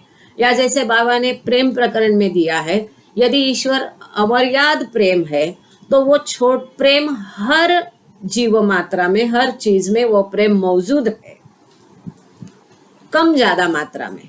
वैसे ये चारों भूमिका में ईश्वर है, 100% ईश्वर है, परंतु जो उसका देवत्व है या उसमें देवत्व का भान जो है वो कितना है, वो प्रतिशत बाबा ने दिया है कि स्थूल भुवन में केवल 1, सूक्ष्म भुवन में 25, फिर आगे वो बढ़ता जाएगा जैसी जैसी भूमिकाएं ईश्वर की तरफ, थैंक यू सुनीता दीदी, झुकाव बराबर है, अपनी तरफ झुकाव ज्यादा होता है।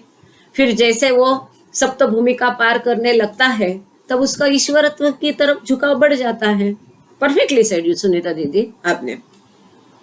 तो यहाँ बाबा सूक्ष्म भूमिका में कह रहे हैं कि ईश्वरत्व 100% है, सॉरी ईश्वर 100% है, परंतु ईश्वरत्व या देवत्व जो है वो 25% ही है। क्यों? इसका कारण ये है क्योंकि अभी भी उसमें अहंकार है, सबसे महत्वपूर्ण उसमें द्वैत भाव है, उसके अभी भी बहुत सारे संस्कार है, उसका मन है। इसका नाश होगा तब वो देवत्व जो उसमें है उसका प्रतिशत है वो बढ़ते जाए। I hope it is clear कि आपको क्लियर हो गया ये मुद्दा। ओके तो हाँ, बाबा ने भले इक्वेशन टाइप दिया है but it is not equation, हम उसको समझ रहे हैं। इसे इधर भागीला भी आपने किया, देखो अगर इक्वेशन भी आप बोलते हैं और यहाँ भागा मतलब डिवाइडेड बाय भी किया तो भी क्या होगा, 100 को 25 में हमने डिवाइड किया तो कितना बचता है, 75, मतलब 75% उसका झुकाव अपने तरफ रहता है।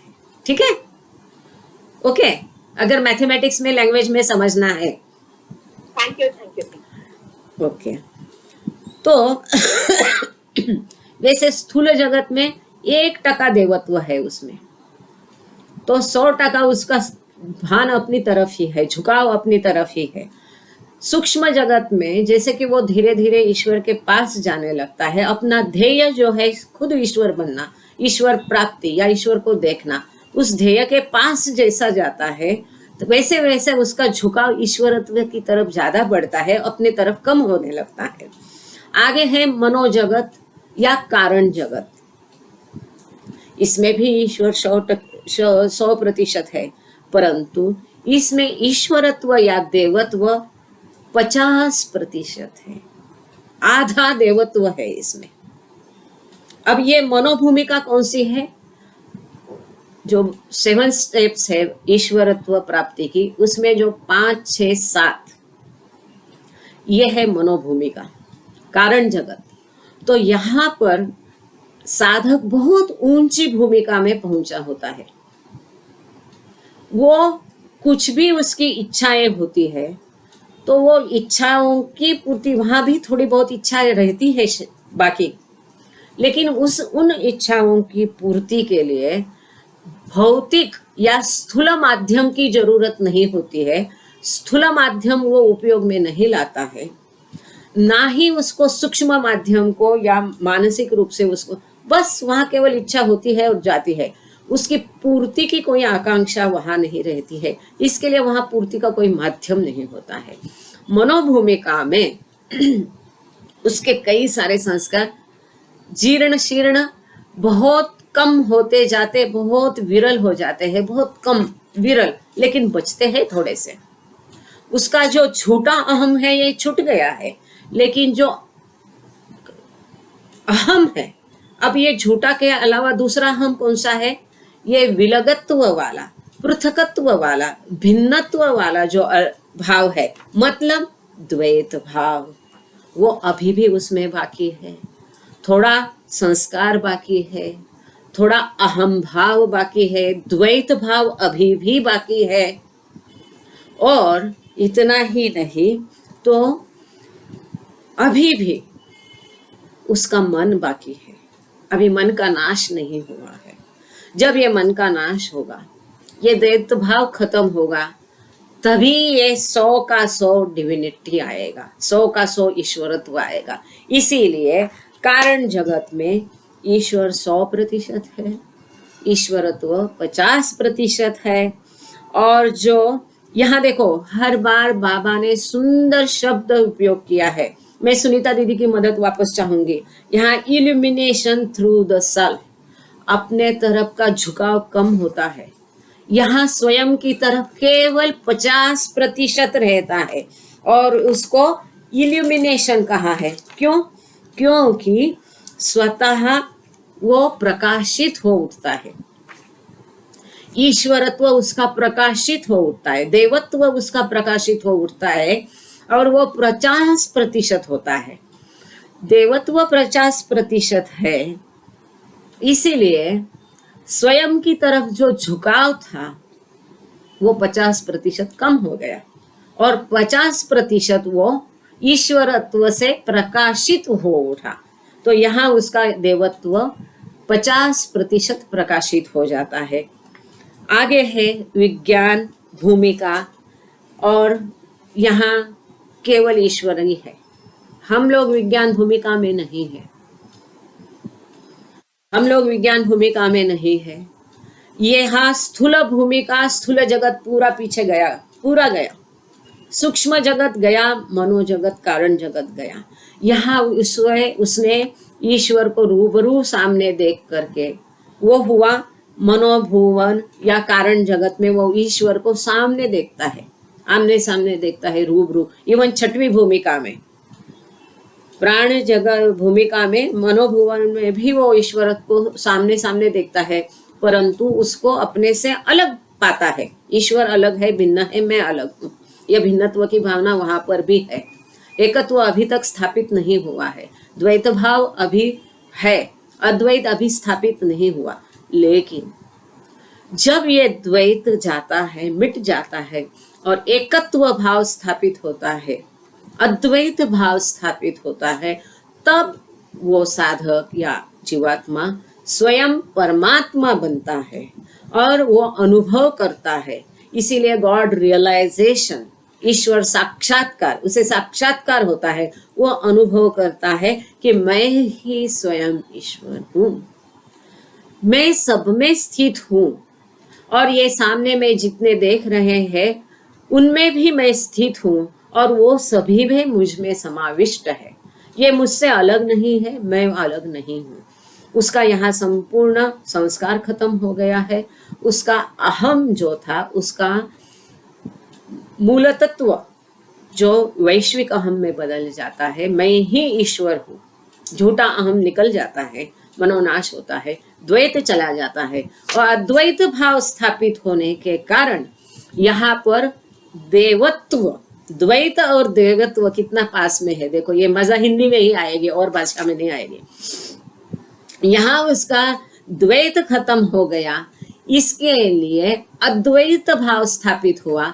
अद्वैत भाव स्थापित हो गया, इसके लिए यहाँ पर उसका देवत्व 100% स्थापित हो गया, अधिष्ठापित हो गया, स्थापित हो गया।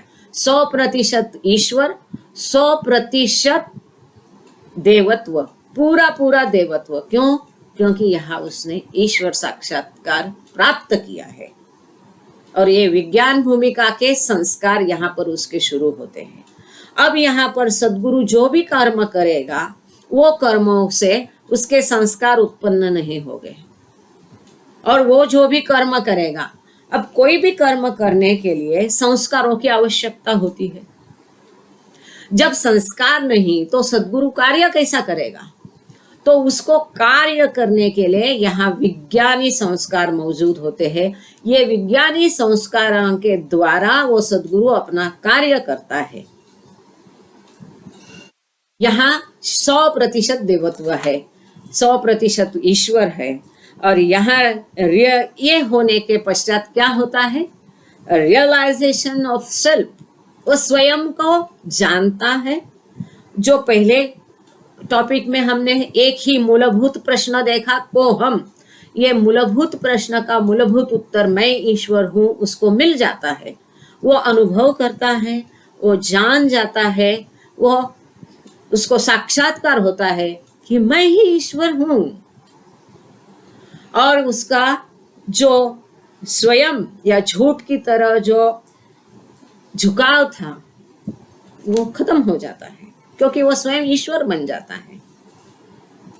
अब वो सब में स्वयं को स्थित पाता है और सबको स्वयं में स्थित पाता है। तो यहाँ उसका देवत्व 100% होता है और उसके विज्ञानी संस्कार यहाँ शुरू हो जाते हैं, उसके बाकी संस्कार यहाँ मिट जाते हैं। ऐसा ये सुंदर एक इल्यूमिनेट, मिट जाना, इल्यूमिनेशन मिट जाता है, मतलब स्वयं का झुकाव या स्वयं का जो है वो 0.5% मिट जाता है और देवत्व 0.5% इसके लिए उसको प्राप्त होता है, बराबर है। या देवत्व इल्यूमिनेट होता है, प्रकाशित होता है, ऐसा भी कह सकते हैं। वो ट्विस्टिंग है। बाबा ने देखो, स्थूल भूमिका के लिए बाबा ने कहा है इंक्लिनेशन टुवर्ड्स द सेल्फ, खुद की तरफ झुकाव। सूक्ष्म भूमिका में बाबा ने लिखा है इंस्पिरेशन अबाउट द सेल्फ, स्वयं को जानने की स्फूर्ति। माया भूमिका में मन भवन में बाबा ने लिखा है illumination through the self, illumination towards the self नहीं लिखा।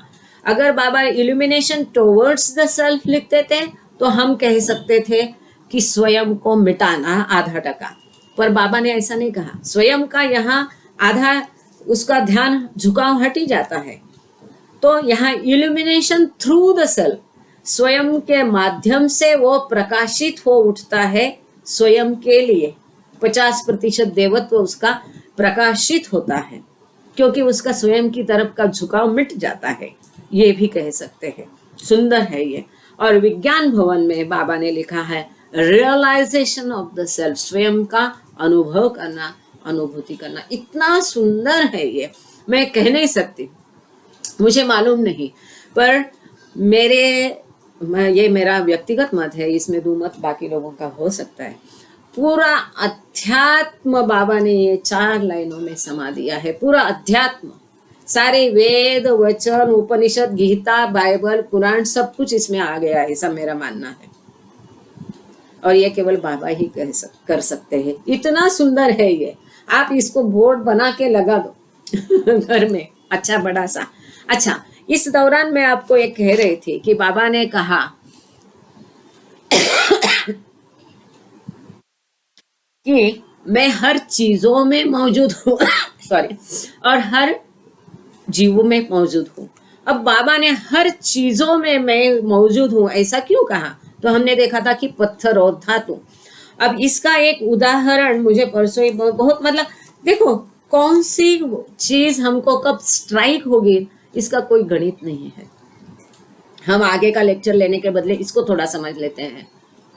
जब बाबा ने देह ड्रॉप किया, बाबा ने शरीर छोड़ दिया, तब आप सबको पता है, आप सब मेहराजाद गए हैं, आपने वो कहानी सुनी होगी। लेकिन जब वो कहानी घटी तब हम लोग बाबा की दया से मेहराजाद में उपस्थित थे।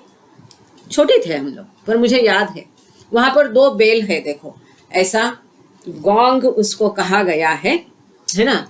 तो ये आदि बाबा के छोटे भाई थे, उन्होंने लंदन से या अमेरिका से कहाँ से 31 जनवरी 1968 को उसको लाया था। देखो हाँ, ये कोइंसिडेंस कहो या बाबा का आगे से जो करते रहते हैं हर चीज को इन एडवांस में।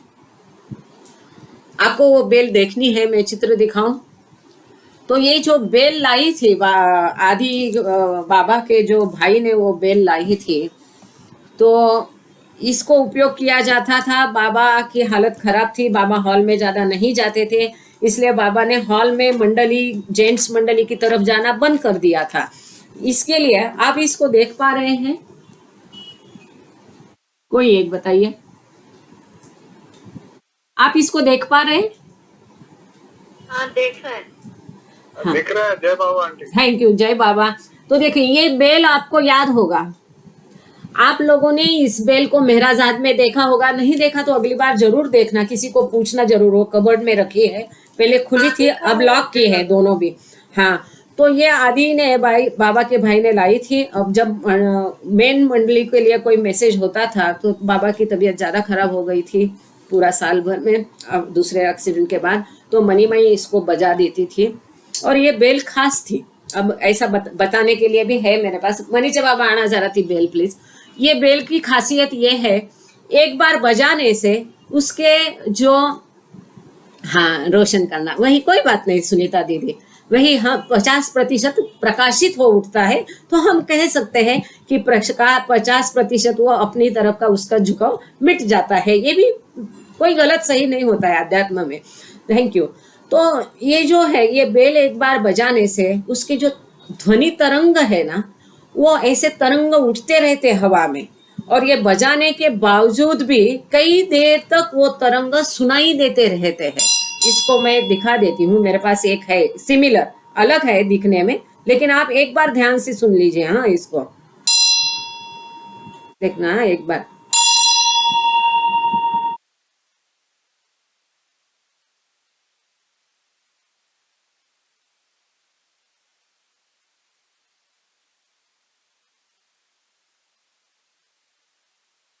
अभी मुझे पता नहीं आपको, मतलब ये अभी भी उसके ध्वनि तरंग आ रहे हैं, आपको सुनाई दिए क्या? बजने के बाद भी उसके ध्वनि तरंग आते रहते हैं, मेरे कहने का मतलब है। तो ये बेल ऐसी थी वहां पर, जो इससे भी बहुत मीठी बढ़िया, एक बार बजाने से वो कई देर तक उसके बहुत सुंदर आवाज उसकी थी, मनीमाई कहती है। तो ये बेल जब भी मंडली को बुलाना होता था तो मनीमाई बाहर पोर्च में जाके उसको बजा देती थी। वो 3 बार बजाने से, वो एक बार बजाने में ही एरिज काका दौड़ जाते थे। जैसे बाबा ने देह ड्रॉप किया तो ये बेल पड़ी रही, तो बाबा जाने के बाद उसका कोई कारण नहीं था, स्वयं प्रकाशित हो उठता है। तो जब गुरु प्रसाद में सब प्रोग्राम खत्म करके ये लोग महराजाद में आए, उसके बाद में हम मिलने को गए थे, तो महराजाद में आए ये लोग, और किस कारण वो बताने गए, तो ये बेल उन्होंने देखा कि ऐसे ही याद करते थे कि बाबा देखो, बाबा को मैं ये ग्रामोफोन बजा के दिखाती थी, बाबा यहाँ बैठते थे, बाबा ऐसा। तो उन्होंने वो बेल ऐसे बजा के देखी तो उसमें से आवाज ही नहीं आई। उन्होंने कई तरह से उसको बजाने की कोशिश की, और ये दोनों बेल हमने स्वयं बजा के देखी है महराजाद में, जो बाबा के यूज में थी। तो इसकी एक्सरे कराई गई, सब कराया गया, उसमें कोई क्रैक नहीं, वो गिरी नहीं, कुछ भी नहीं। जैसे बाबा ने देह ड्रॉप किया, ये धातु होके बेल होके ये बेल बजना बंद हो गई, उसमें प्राण त्याग दिया, ऐसा शब्द मनीमाई ने यूज किया, और मैं उससे 100% सहमत हूँ। वो बेल की भी मृत्यु हो गई। वो बेल है, धातु की है, वो तो बजना चाहिए ना, लेकिन जिसको प्रियतम प्रभु के कारण उपयोग किया गया, जैसे उन्होंने देह छोड़ दिया, वो बेल बजना बन गई, वो तो धातु है। फिर आदि वहां से दूसरी बेल लाए, वैसी है वो बेल, अभी भी दोनों है महराजाद में। वो दूसरी बेल बिल्कुल बजती है, आवाज भी आती है उसकी, लेकिन ये बेल जो बाबा के वहां यूज की गई थी, बाबा के रूम के बाहर मनीमाई उसको बजाती थी मंडलियों को बुलाने के लिए, जेंट्स मेंबर को बुलाने के लिए, तब महिला मंडलियां अंदर चली जाती थी दूसरे दरवाजे से अंदर के। तो वो जैसे बाबा ने देह छोड़ दिया, वो बेल बजना बन गया। बाबा का जो कुत्ता है मस्तान, उसकी कहानी आप सबको पता है, उसने खाना छोड़ दिया, मेरा माई उसको अपने हाथ से खिलाती थी, फिर भी जब वो आए गुरु प्रसाद से तो देखा तो मस्तान कुछ भी नहीं था, हट्टा कट्टा जानवर चला गया। अब इससे और एक चौंकने वाली हकीकत हुई है, जिसका प्रूफ है, आप कोई भी बूथ हॉस्पिटल जाके इसकी आपको हिस्ट्री भी मिल जाएगी। अहमदनगर में बूथ हॉस्पिटल है, अच्छा है, सरकारी अस्पताल है, मिशनरी लोगों ने उस समय में बनाया हुआ है, उसकी सेवाएं, उसका सर्विस अच्छा है, और उसके अलावा कोई बड़ा अस्पताल तभी अहमदनगर में था नहीं। तब इसलिए जब बाबा ने देह छोड़ा तब उनका बॉडी मेहराबाद से बाबा के महराजाद से बाबा की इच्छानुरूप महराजाद लेके जाने का था। तो बूथ हॉस्पिटल को फोन किया गया, वो डॉक्टर परिचित थे, उनके गोहर से अच्छे संबंध थे, और बाकी मंडली जनों से। तो उन्होंने अपना बूथ हॉस्पिटल का एम्बुलेंस वहाँ पर प्रोवाइड किया बाबा का देह मेहराबाद से महराजहाद लेके जाने के लिए। और बाबा की बॉडी फिर वो जो स्ट्रेचर हम लोग अभी बाबा की रूम में देख रहे हैं, वो स्ट्रेचर पर बाबा की बॉडी रख के वो एम्बुलेंस में, उसके एम्बुलेंस के साथ ही वो स्ट्रेचर आया था और बाबा को ले जाया गया मेहराबाद में। अब मेहराबाद में बाबा को उतार दिया और वो वहाँ पर रूम में रखा गया। सब मंडली उसके आजू बाजू में इर्द गिर्द बैठे रहे और एम्बुलेंस वापस भेजी गई बूथ हॉस्पिटल, वापस भेजी गई एम्बुलेंस उसी दिन या बाद में, जो भी है 2 दिन बाद। और स्ट्रेचर वही रहा क्योंकि बाबा, हम सब जानते हैं कि 7 दिन तो बाबा ऐसे, मतलब बाबा को वहाँ क्रिप्ट में भी रखा गया बाद में। तो अब हुआ ये कि 3 महीने बाद उनको याद आया, अरे एम्बुलेंस गई और ये स्ट्रेचर तो यहाँ पर है। पर सबका यह कहना था कि हम स्ट्रेचर अपने पास ही रख लेते, बाबा का शरीर इसमें लाया है तो इसको प्रिजर्व करते हैं करके डॉक्टर डॉनकिन शायद या डॉन स्टीवंस किसी ने भी कांटेक्ट किया। उन्होंने डॉक्टर से, वो डॉक्टर का नाम भी है मेल या कुछ है नाम, वो बूथ हॉस्पिटल के तब के डॉक्टर। तो उन्होंने उनसे किया कि अरे स्ट्रेचर हमारे पास रह गया है, पर सॉरी आप हमको कृपा करके इजाज़त दीजिए कि ये स्ट्रेचर को हम यहीं पर रख लेते हैं, आपको मैं उसके बदले अच्छी भारी स्ट्रेचर फॉरेन से मंगवा के ला के देता हूँ। मेरे माता पिता पूना में है, उनके द्वारा मैं आपको दूसरा स्ट्रेचर पहुँचा देता हूँ। पर जब उनका जवाब आया वो डॉक्टर का, वो बहुत अचंभित करने वाला था। वो डॉक्टर ने बताया कि अब वो स्ट्रेचर की हमको ज़रूरत नहीं है। तो इन्होंने बोला ऐसा कैसा, क्यों? तो बोले जब से वो लास्ट, बोले वो एम्बुलेंस बाबा की बॉडी लेके गई, एक डॉक्टर दूसरे डॉक्टर से बात कर रहा है, वो बाबा को छोड़ के जब वो एम्बुलेंस यहाँ आई तब से वो एम्बुलेंस में एक भी बॉडी लेके गए नहीं, लाई नहीं, क्योंकि वो एम्बुलेंस काम करना ही बंद कर दी। एम्बुलेंस ही बंद की, जिस एम्बुलेंस में देखो एक ही एम्बुलेंस, एक ही बार अवतार का शरीर वो लेके गई, लेकिन वो एम्बुलेंस ने भी दम तोड़ दिए। एम्बुलेंस वो तो धातु की है ना। पर वो बोले कि ये बहुत अचंभित करने वाली बात थी, हम लोग भी सब चौंक गए। हमने कई जांच पड़ताल किए, कई मैकेनिक को दिखाया, लेकिन वो एम्बुलेंस चली नहीं रही, इसके लिए हम उसको उपयोग में नहीं ला पा रहे हैं, इसलिए वो स्ट्रेचर भी आप ही रख लीजिए। 3 साल बाद फिर वो एम्बुलेंस के लिए फॉरेन से इंजन इंपोर्ट, मतलब वहाँ से एक्सपोर्ट किया गया। फिर वो इंजन वो एम्बुलेंस को बिठाया, तब वो एम्बुलेंस चली। पर वो एम्बुलेंस का वो जो इंजन था पहले, वो एम्बुलेंस तक अपना दम छोड़ दी जब ईश्वर मतलब इस देह से निकल गया, उसने अपना बॉडी ड्रॉप किया अवतार ने। तो ये है जो बाबा कहते हैं कि मैं हर चीज में हूँ और हर वस्तु में हूँ और जीव मात्रा में हूँ। इसके लिए जब मैं ये पढ़ा तब मुझे बड़ा ये लगा कि अरे ये ग्रुप के साथ इसको जरूर साझा करना चाहिए। तो मुझे लगता है आज हम यहीं पर रुकते हैं और आज प्रार्थना किसको, अच्छा मेहर कुमार जी है देहरादून से, मेहर कुमार शर्मा प्रार्थना करेंगे और मेहरा रामदेवकर आरती का हम उसका आज देते हैं मौका, कई बार को होस्ट रहती है, कितकी को थोड़ा आराम देते हैं। जय बाबा, आप सभी का बहुत बहुत आभार, आप जुड़े रहते हैं। Thank you Baba, thank you Ketaki specifically. और प्रार्थना आरती करके ही जाना, आप लोग बीच में छोड़ना नहीं। अब जब इतना तक रुके हैं, सॉरी मैं पूछना भूल गई, किसी को कुछ पूछना है? हम आखिरी 15 मिनट उसके लिए रखे थे, लेकिन कोई किसी को कुछ पूछना है, बताना है? जय बाबा, ठीक है। अब कोई मीटिंग छोड़ना नहीं, प्लीज प्रार्थना आरती कर देना। हाँ कोई बोला? हाँ नील जी बोलिए। जैसे वो पैर स्थिति थी तो जब बाबा ने बॉडी अपनी ड्रॉप की, आज वो घंटी से वो धातु बन गई होगी बाबा के ही, उसमें समाहित हो गई क्या वो घंटी? फिर उसका क्या हुआ?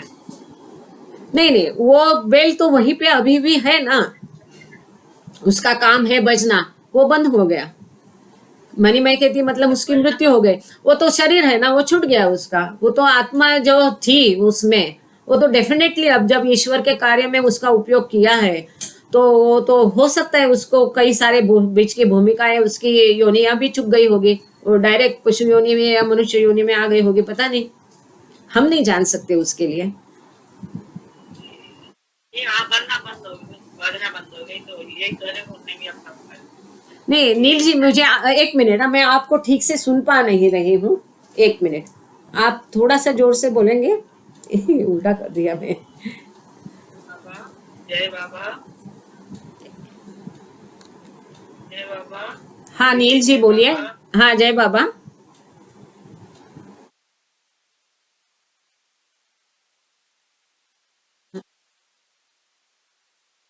हाँ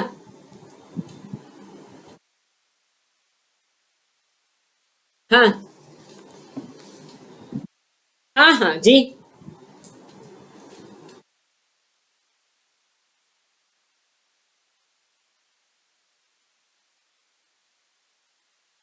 देखिए, हाँ समझ गए, इसीलिए हमने आपसे कहा, आपका सवाल था कि बाबा के बॉडी ड्रॉप करने के बाद घंटी बजना बंद हो गई, तो घंटी का आगे क्या हुआ।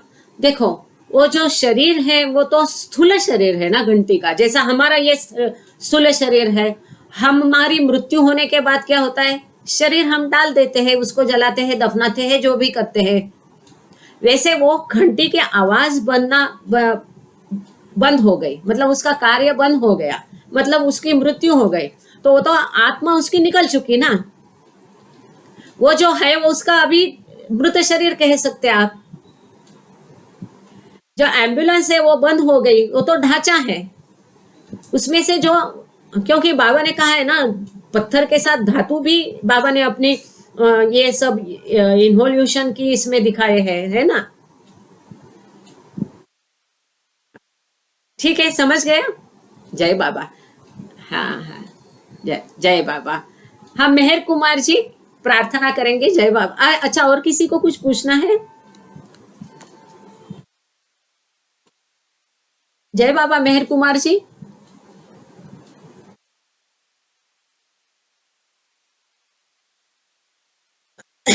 जय बाबा। कीर्ती मेहर कुमार आहेत ना।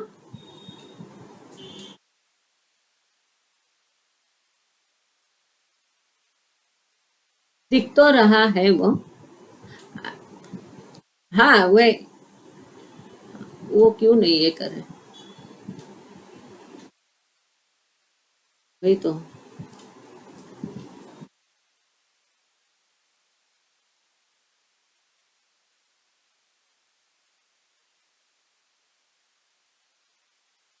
हाँ तो उनको बोले, हाँ उनको कह दीजिए।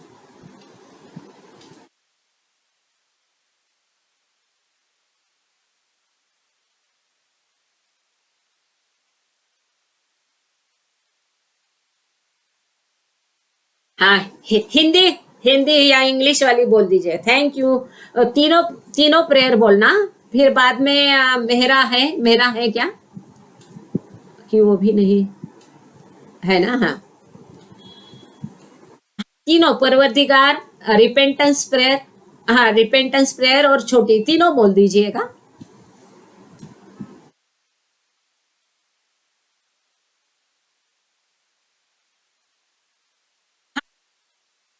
हाँ हाँ हाँ जी, तीनों।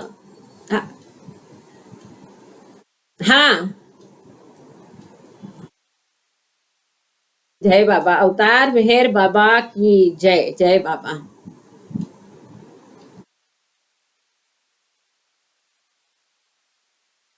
तुम्हारा कोई आदि नहीं, ना ही तुम्हारा कोई अंत है। तुम अद्वैत हो, तुम तुलना से परे हो, और तुम्हारा पास कोई नहीं पा सकता। तुम्हारा कोई रंग और रूप नहीं है। तुम अभिवारे से रहित हो और गुनातीत हो। तुम अपार हो, आगाध हो, कल्पना और धारणा से परे हो, शाश्वत और अनश्वर हो। तुम अखंड हो और दिव्य नेत्रों के सिवाय किसी भी प्रकार से तुम्हें कोई नहीं देख सकता है। तुम्हारा अस्तित्व सदैव था, तुम सदैव रहते हो, तुम सदैव रहोगे। तुम सर्वत्र हो, तुम हर वस्तु में हो और हर जगह से परे, हर वस्तु से परे भी हो। तुम आकाश में हो, पाताल में हो, तुम व्यक्त हो, अव्यक्त हो। तुम सब लोकों पर हो और समस्त लोकों से परे भी हो।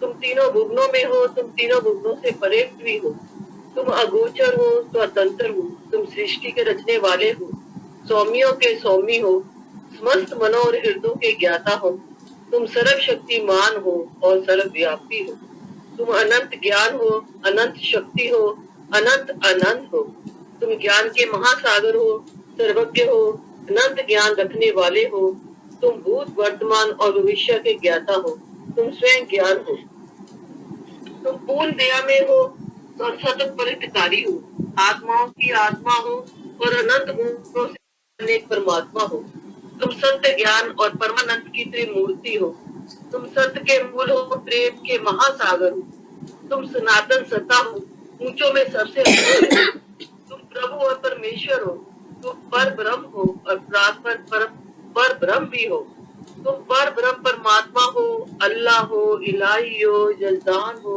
अहूर हो और प्रियतम ईश्वर हो, तुम्हारा नाम एजत अर्थात एक में पूज्य। बोलिए अवतार श्री मेहर बाबा की जय। प्राश्चित प्रार्थना। ये सीम दया के निधि प्रभु राज, हम सब अपने पापों के लिए पश्चाताप करते हैं, हर एक विचार के लिए जो सत्य अनुचित या गंदा था, हर एक बोले हुए शब्द के लिए जिसे बोलना हमें उचित ना था, और हर एक कर्म के लिए जिसे करना हमें उचित ना था, स्वार्थ से प्रेरित हर एक कर्म शब्द और विचार के लिए तथा द्वेष से प्रेरित हर एक कर्म शब्द और विचार के लिए हम पश्चाताप करते हैं। विशेषकर हर एक कामुक विचार तथा क्रिया के लिए, ऐसे हर एक वचन के लिए जिसको हमने पूरा नहीं किया, और असत्य वचनों के लिए, सभी निंदा पाखंड दम या लोगों के पीछे उनके दोष बताने के लिए हम अनुताप करते हैं, और खासकर दूसरों का नाश करने वाले हर एक कर्म के लिए, दूसरों को दुख देने वाले हर एक शब्द तथा कर्म के लिए, तथा दूसरों पर दुख गिरने की इच्छा करने के लिए हम अनुताप करते हैं। हे प्रभु राज, आप हम पर सीम दया करके हमारे किए हुए पापों को क्षमा कीजिए, और वैसे भी आपकी मर्जी के अनुसार विचार करने में, बोलने में तथा कार्य करने में जो हमारी असमर्थता सदा रहती आई है, उसको भी क्षमा कीजिए। यही हमारी आपसे प्रार्थना है।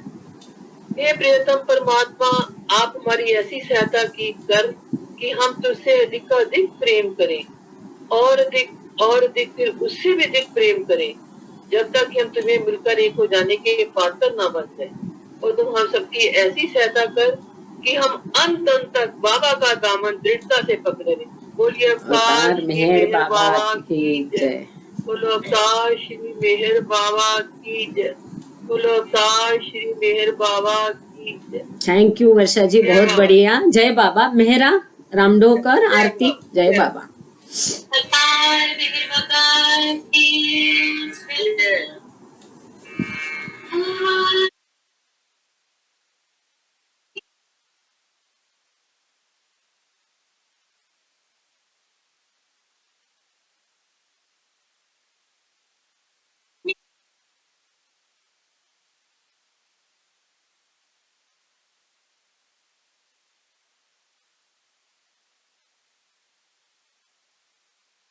ऐसे हो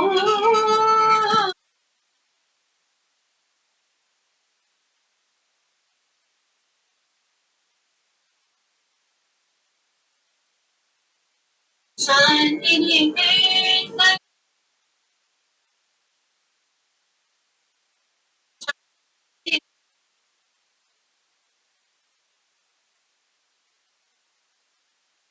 मेरा प्रभु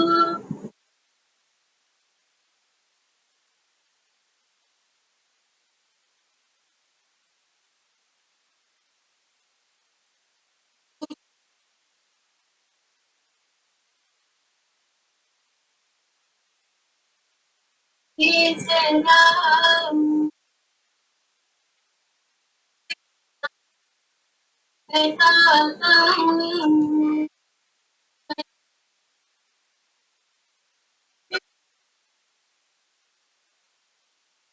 सब कुछ तुम्हें चढ़ाया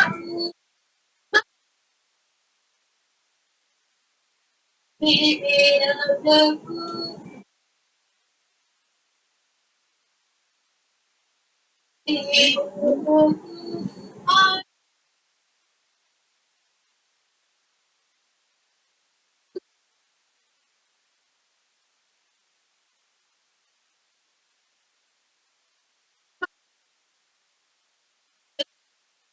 कभी तुम आए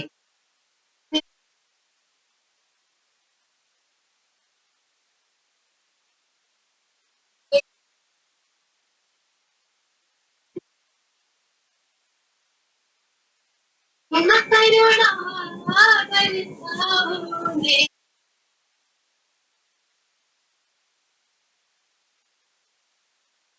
मेरे प्रभु